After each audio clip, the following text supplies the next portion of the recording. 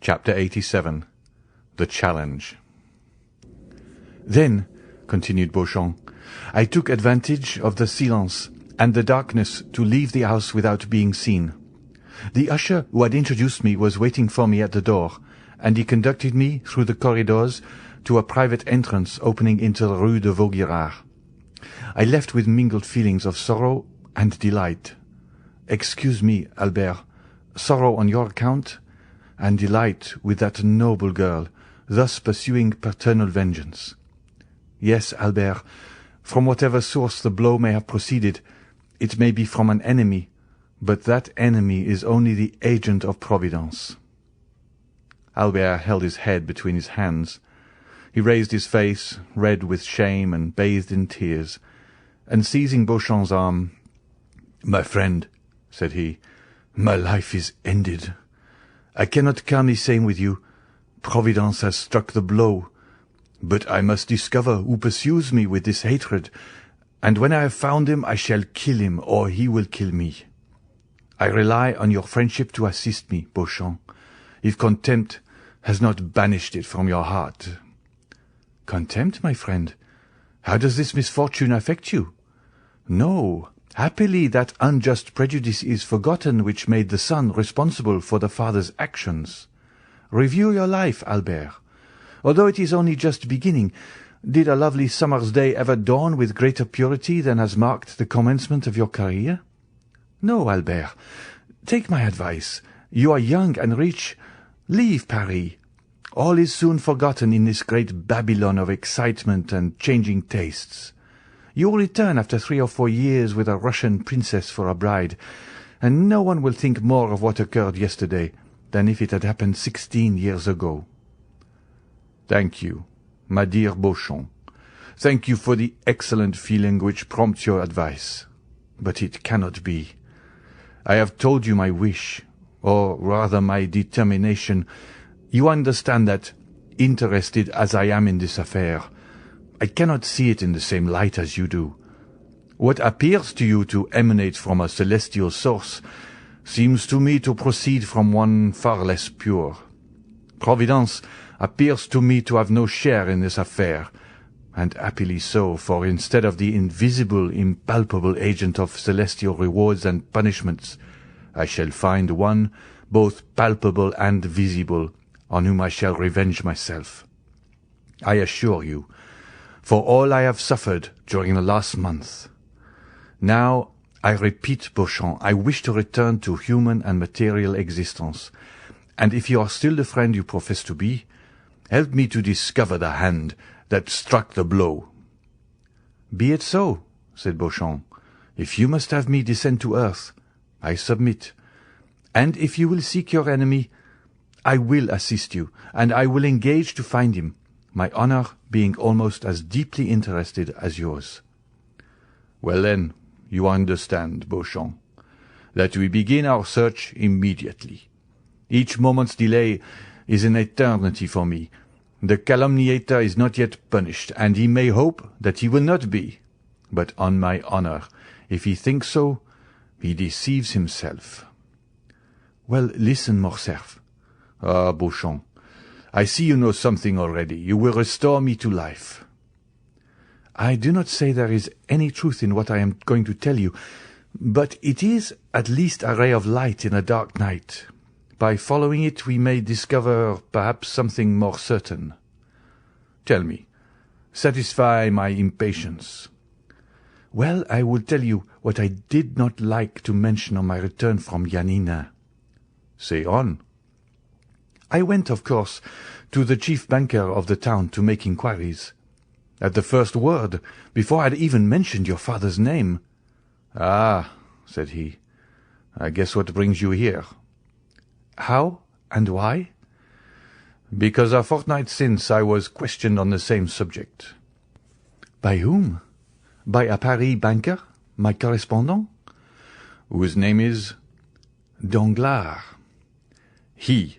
cried Albert. "Yes, it is indeed he who has so long pursued my father with jealous hatred. He, the man who would be popular, cannot forgive the Count of Morcerf for being created a peer and this marriage broken off without a reason being assigned. Yes, it is all from the same cause.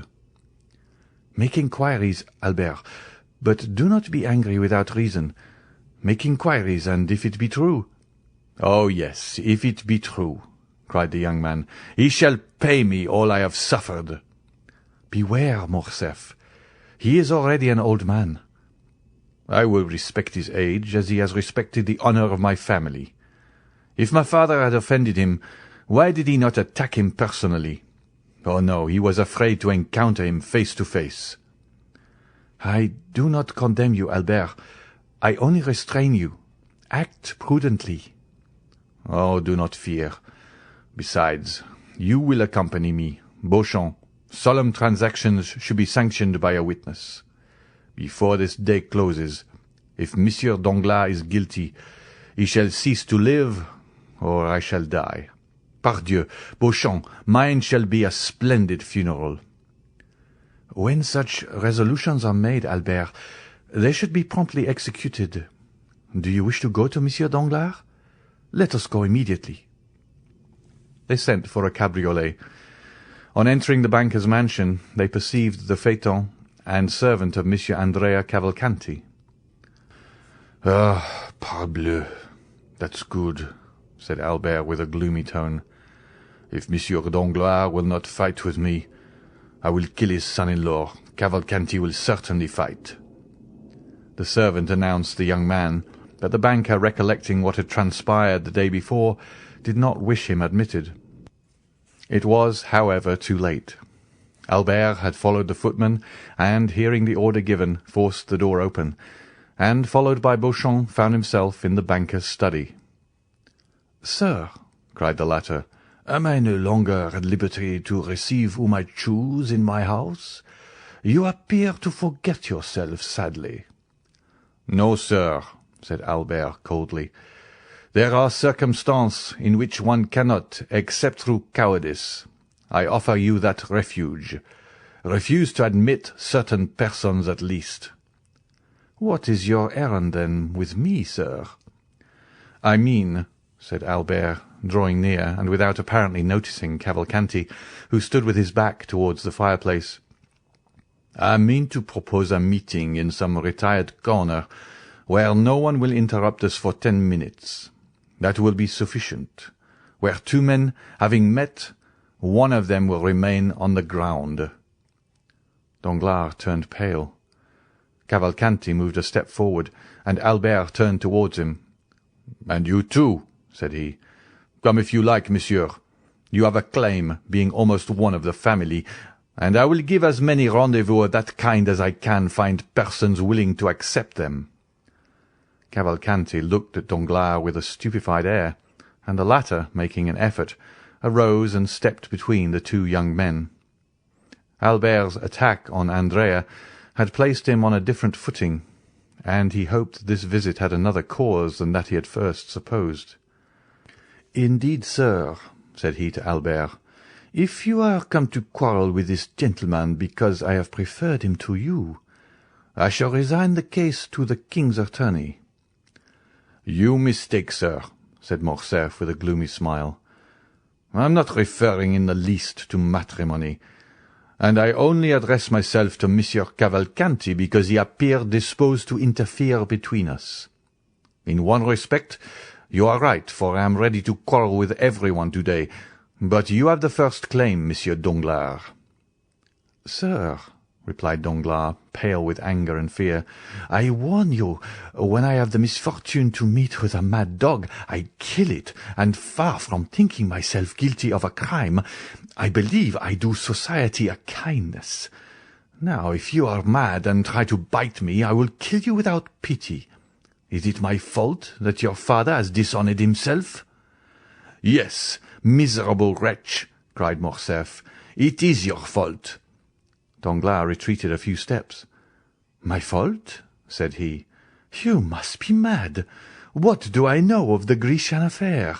Have I travelled in that country? Did I advise your father to sell the castle of Yanina, to betray—" "Silence!" said Albert, with a thundering voice. No, it is not you who have directly made this exposure and brought this sorrow on us, but you hypocritically provoked it." "I?" "Yes, you. How came it known?" "I suppose you read it in the paper on the account from Janina." "Who wrote to Janina?" "To Janina?" "Yes, who wrote for particulars concerning my father?"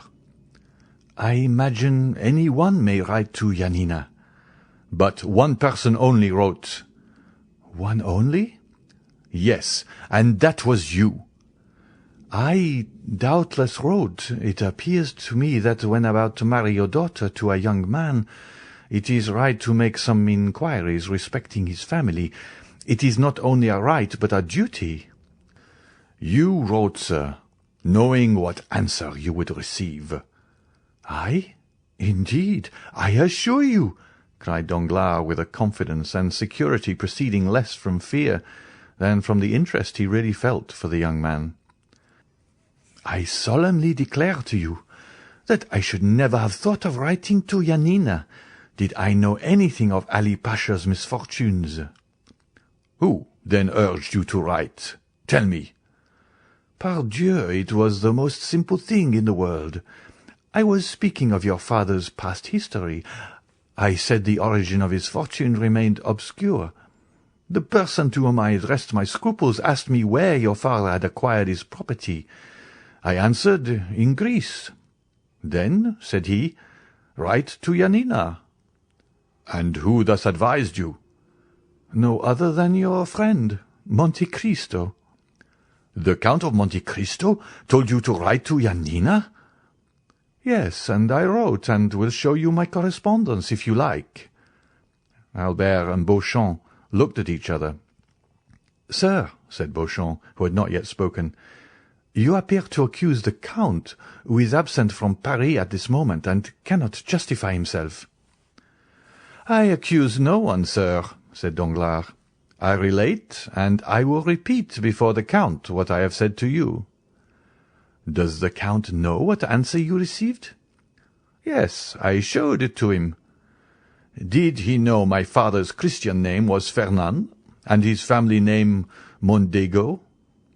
"Yes, I had told him that long since, and I did only what any other would have done in my circumstances, and perhaps less, when, the day after the arrival of this answer, your father came by the advice of Monte Cristo to ask my daughter's hand for you.